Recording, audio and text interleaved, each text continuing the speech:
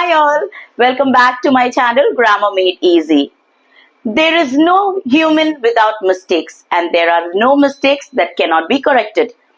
பிழைகள் இல்லாத மனிதன் இல்லை, திருத்த முடியாத பிழைகள் இல்லை.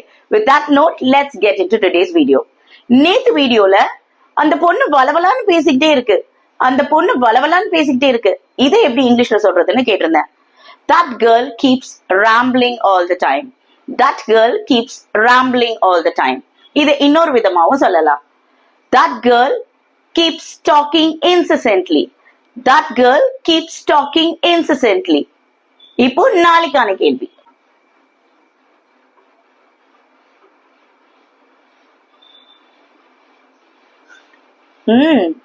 காஃபி பிரமாதமா இருக்கு.